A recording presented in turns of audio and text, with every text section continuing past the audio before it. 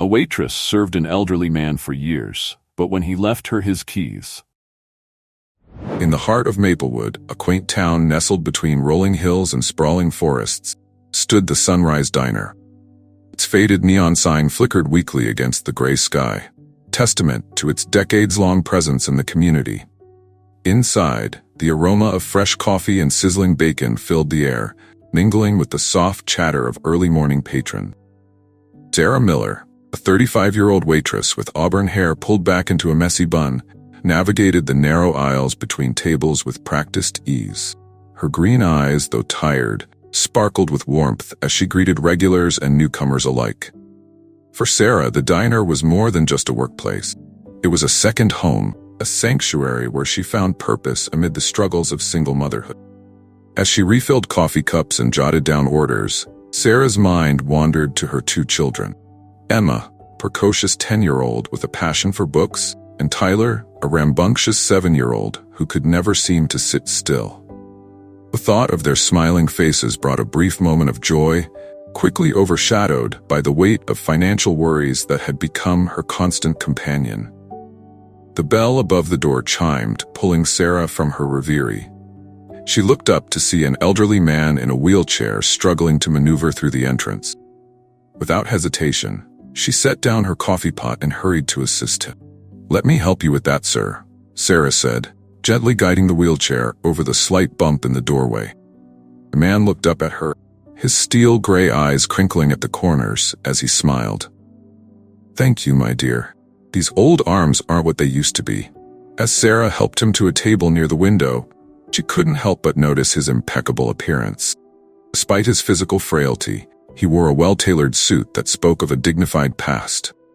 His silver hair was neatly combed, and a polished wooden cane rested across his lap.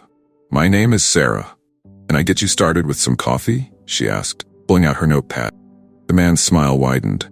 "Sarah, what a lovely name. I'm George Hawthorne, and yes, coffee would be wonderful. Black, please."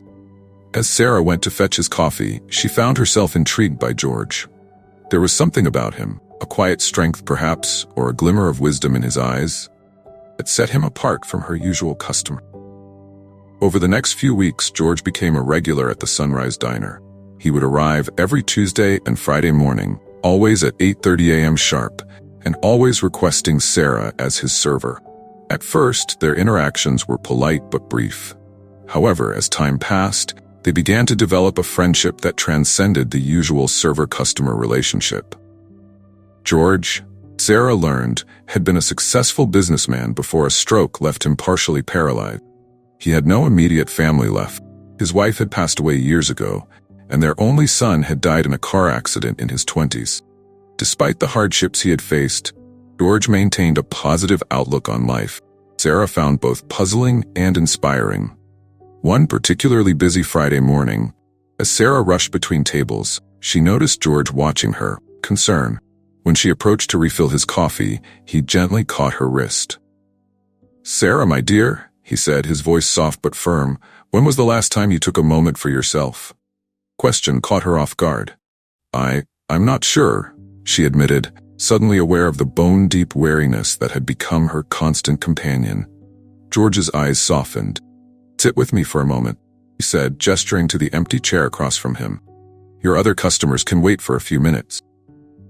Hesitantly, Sarah glanced around the diner. The morning rush was beginning to die down, and her coworker Linda gave her a small nod of encouragement. With a sigh of relief, Sarah sank into the chair. "Now," George said, leaning forward slightly, "tell me what's troubling you." And just like that, the floodgates opened. Sarah found herself pouring out her worries and fears. The mounting bills, struggle to provide for her children, the constant fear of one missed paycheck sending her whole world crashing down. As she spoke, George listened attentively, his eyes never leaving her face. When Sarah finally fell silent, feeling both drained and somehow lighter, George reached across the table and patted her hand. "My dear," he said, voice gentle, "you carry far too heavy a burden for such young shoulders. But I want you to know something. You are not alone."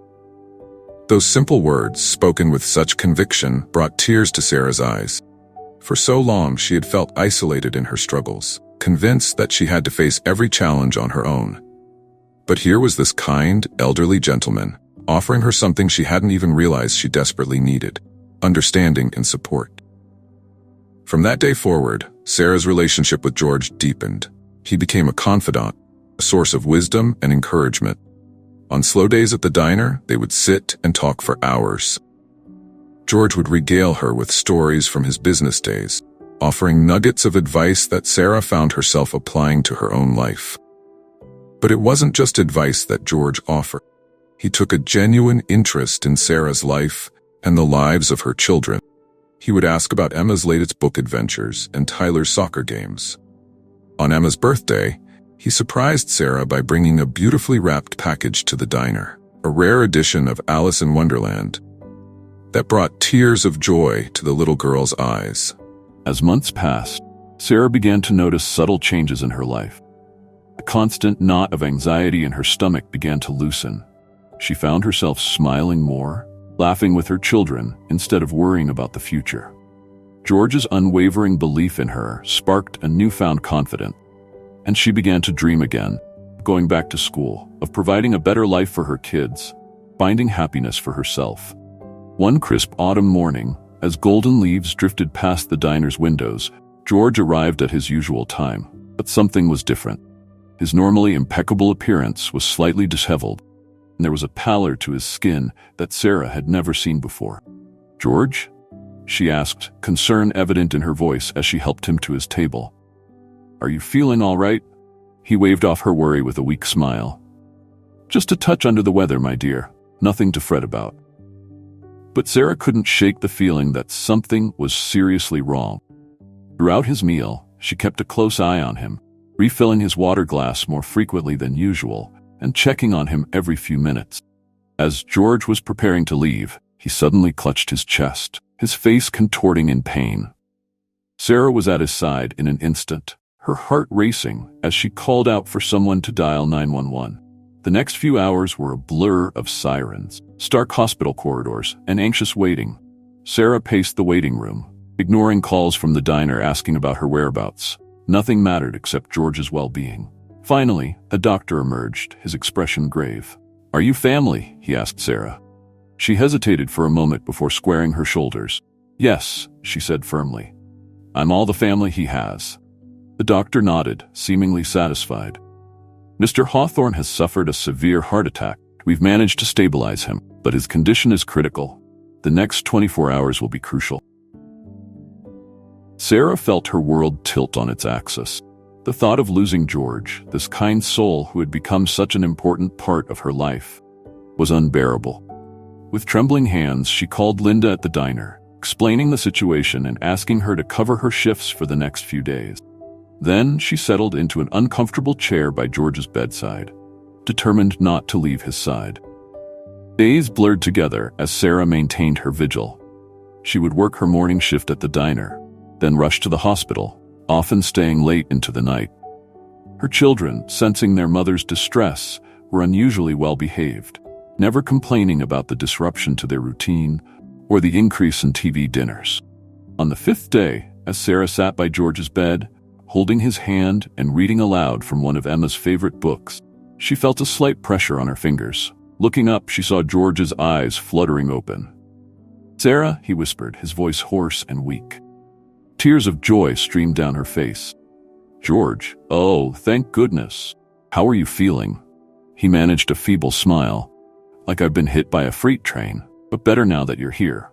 Over the next few weeks, George's condition improved steadily. Sarah visited him every day, bringing homemade meals, courtesy of Linda, who had taken it upon herself to cook for Sarah's family, and keeping him company. They talked for hours, their conversations deeper and more meaningful than ever before. As George's discharge date approached, Sarah found herself worrying about what would happen next. How would he manage on his own? The thought of him alone in his house, vulnerable to another health crisis, filled her with dread. Day before George was set to leave the hospital, he asked Sarah to sit down beside him. His expression was serious, and for a moment Sarah feared the worst. "Sarah, my dear," George began, taking her hand in his. These past few months have made me realize something. Life is precious and far too short to waste on regrets. I've lived a long life, filled with both triumphs and sorrows. But in all my years, I've never met anyone quite like you. Sarah felt a lump forming in her throat. George, he held up a hand to stop her. Please let me finish. You've shown me kindness and compassion beyond measure, expecting nothing in return. You've brought light back into my life when I thought all was darkness. And now I want to do something for you. George reached for a folder on his bedside table and handed it to Sarah. With trembling hands, she opened it, her eyes widening as she scanned the contents. George, what is this? She asked, her voice barely above a whisper. He smiled gently. It's a trust fund, my dear, for you and your children. I've spoken with my lawyers, and everything is in order. This will provide for your family's needs, housing, education, healthcare, for years to come. Sarah stared at him in disbelief, tears welling up in her eyes. But why? George, this is too much. I can't accept this. George squeezed her hand. You can, and you will. Consider it my way of paying forward the kindness you've shown me. With this, you can pursue your dreams, give your children the opportunities they deserve. All I ask is that you use it wisely and never forget the power of kindness. Overwhelmed with emotion, Sarah threw her arms around George, sobbing into his shoulder. Thank you, she whispered. Thank you so much. The days that followed were a whirlwind of activity. With George's help, Sarah found a comfortable house in a safe neighborhood, close to good schools for Emma and Tyler. She enrolled in community college courses, determined to finally pursue her dream of becoming a teacher. George, true to his word, remained a constant presence in their lives. He became a grandfather figure to Emma and Tyler, helping with homework, attending school events, and spoiling them with love and attention. Sarah's heart swelled with joy every time she saw the three of them together, engaged in animated conversations or working on projects. As months turned into years, Sarah's life transformed in ways she had never imagined possible. She excelled in her studies, driven by a desire to help others the way George had helped her. Her children thrived in their new environment, with Emma developing a passion for writing and Tyler discovering a talent for music. George's health improved as well, bolstered by the love and care of his adopted family. He became a respected figure in the community, using his business acumen to mentor young entrepreneurs and advise local charities. One sunny afternoon, 5 years after that fateful day in the hospital, Sarah sat on the porch of her home, watching Emma and Tyler play in the yard with their new puppy. George sat beside her in his wheelchair, contented smile on his face. "Any for your thoughts?" he asked, noticing Sarah's reflective expression. Sarah smiled, reaching out to squeeze his hand. "I was just thinking about how much has changed, how one act of kindness can set off a chain reaction that changes so many lives." George nodded, his eyes twinkling. "That's the beauty of kindness, my dear. It has a way of multiplying, spreading far beyond its original source." As they sat there watching the children play, Sarah made a silent vow.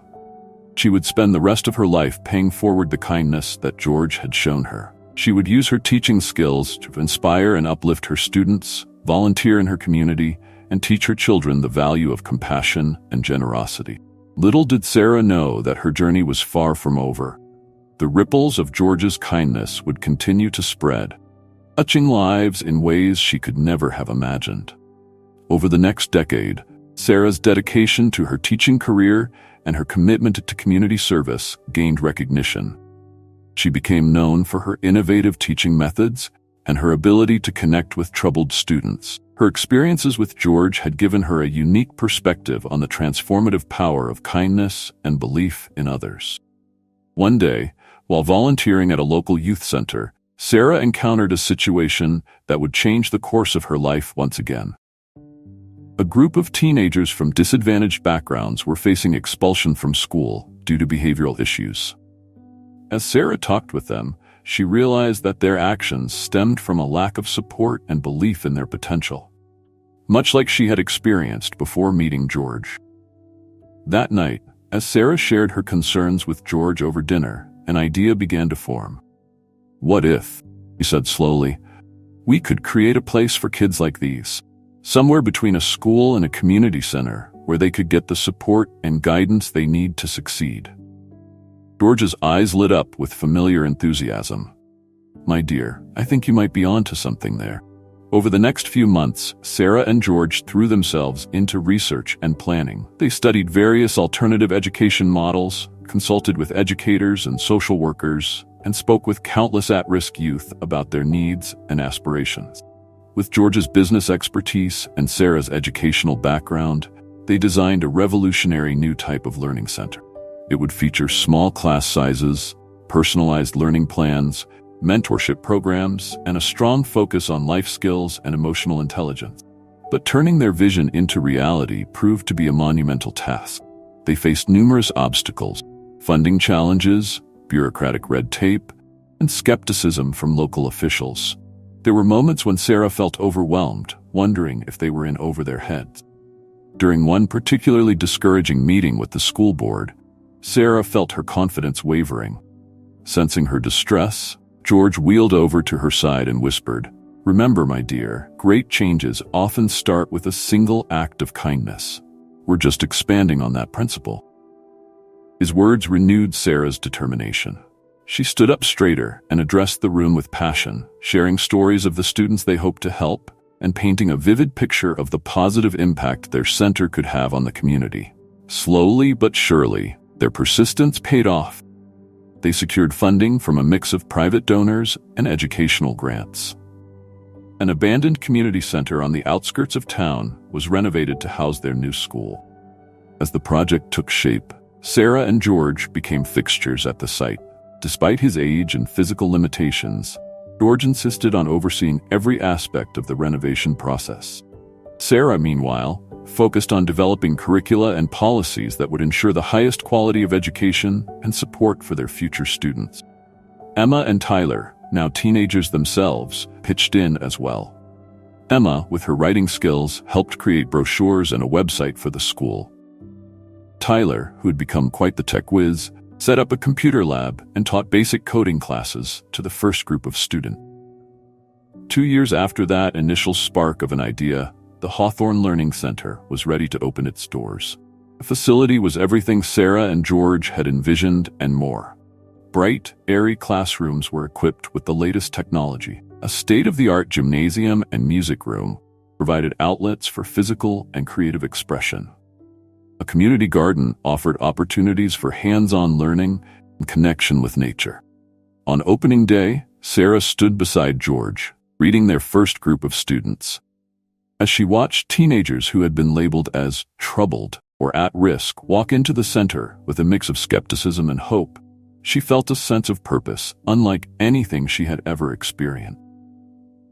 In the months that followed, the Hawthorne Learning Center flourished. Students who had been on the verge of dropping out were now excited about learning. Behavioral issues decreased as the teens found constructive outlets for their energy and emotions. The center's innovative approach began to attract attention from educators and policymakers across the state. For Sarah, the true measure of their success was in the small, everyday victory. The shy girl who finally raised her hand in class, the angry boy who learned to express himself through art instead of violence, the countless moments of connection and growth that she witnessed each day. George, now in his 90s, was a beloved figure at the center. Though his health prevented him from being there every day, he made regular visits, always ready with a kind word or a bit of advice for the students. His presence served as a living reminder of the power of kindness and second chances. As the Hawthorne Learning Center's reputation grew, Sarah found herself increasingly in the public eye. She was invited to speak at educational conferences, consult on similar projects in other cities, and even testify before state legislators on issues of alternative education and youth empowerment. One evening, as Sarah was preparing for a keynote speech at a national education summit, she received an urgent call from Emma. George had been rushed to the hospital after suffering a stroke. Sarah immediately canceled her plans and rushed to George's side. As she sat by his hospital bed, holding his frail hand, she was struck by a sense of déjà vu. It reminded her of that day, years ago, when their roles had been reversed. "My dear Sarah," George said weakly, his voice barely above a whisper, Don't look so worried. I've lived a good long life, and thanks to you, these last years have been the best of all." Tears welled up in Sarah's eyes. "George, you can't leave us. There's still so much to do. So many lives to change." George smiled gently. "And you'll continue to change them, my dear. You've grown so much from that hard-working waitress I met all those years ago. You don't need me anymore." "That's not true," Sarah protested. "I'll always need you. Your family." Over the next few days, Sarah barely left George's side. Emma and Tyler took turns staying with them, and many students and staff from the Hawthorne Learning Center came to visit, filling the hospital room with cards, flowers, and well wishes. A week after his admission, George passed away peacefully in his sleep, with Sarah holding his hand. Though her heart was heavy with grief, Sarah found solace in the knowledge that George had lived his final years surrounded by love and purpose. The funeral was a celebration of George's life and legacy. Hundreds of people attended, students and staff from the Hawthorne Learning Center, business associates whose lives George had touched, and even some of Sarah's old regulars from the Sunrise Diner. In the days that followed, as Sarah sorted through George's belongings, she found a letter addressed to her. With trembling hands, she opened it. "My dearest Sarah, if you're reading this, I've finally run out of time. But please don't be sad for me. Thanks to you, I've lived more fully in these last years than I ever thought possible. When I first met you, I was a lonely old man, convinced that my best days were behind me. You showed me that it's never too late to make a difference. Find purpose and joy in life. You often thank me for the opportunities I've given you. The truth is, you've given me far more. You've given me a family, a sense of purpose, and the joy of seeing my resources put to good use. The Hawthorne Learning Center is as much your creation as it is mine, perhaps even more so. I know that under your guidance, it will continue to thrive and serve as a beacon of hope for those who need it most. Remember, my dear, that the greatest gift we can give others is not money or material things, kindness, respect, and the belief in their inherent worth. You embody these qualities, and I have no doubt that you will continue to change lives for the better. Thank you for being my friend, my family, and my inspiration. With all my love, George." As Sarah finished reading, she felt a mix of sorrow and gratitude wash over her. She made a silent vow to honor George's memory by continuing their shared mission, compassion, and education. In the years that followed, Sarah threw herself into expanding the reach of the Hawthorne Learning Center. She worked tirelessly to establish similar centers in other cities, always ensuring that they maintained the core values of respect, empowerment, and compassion that had been the foundation of the original. Emma, now a published author, began a creative writing program for the students, while Tyler used his tech skills to develop educational apps and online resources that made learning more accessible and engaging for struggling students. As Sarah approached her 50th birthday, she looked back on the journey that had brought her to this point. From a struggling single mother to a nationally recognized educator and advocate for at-risk youth, her life had taken turns she could never have imagined. One day, as she was giving a tour to a group of potential donors, a young man approached her. "Miss Miller," he said hesitantly, "I just wanted to thank you. I was a student here 10 years ago, and it changed my life. I'm actually studying to become a teacher now, inspired by the work you do here." Sarah smiled, feeling a familiar warmth in her heart. "I'm so glad to hear that. May I ask your name?" "It's Michael," the young man replied. "Michael Hawthorne. I legally changed my last name to honor Mr. George Hawthorne. He believed in me when no one else did." Sarah felt a lump in her throat. In that moment, she saw in Michael the same spark of determination and compassion that George had seen in her all those years ago. "Michael," Sarah said, placing a hand on the young man's shoulder, "I think you and I have a lot to talk about. How would you like to hear the real story of how the Hawthorne Learning Center came to be?" As they walked together towards Sarah's office, she felt a sense of profound gratitude. George, for the opportunities she'd been given, and for the chance to continue paying that kindness forward to new generations. Sarah realized that this was the true power of kindness, not just in changing individual lives, but in creating a legacy that could span generations. As long as there were people willing to open their hearts and extend a helping hand, that legacy would continue to grow and flourish, touching countless lives in ways that could never be fully measured.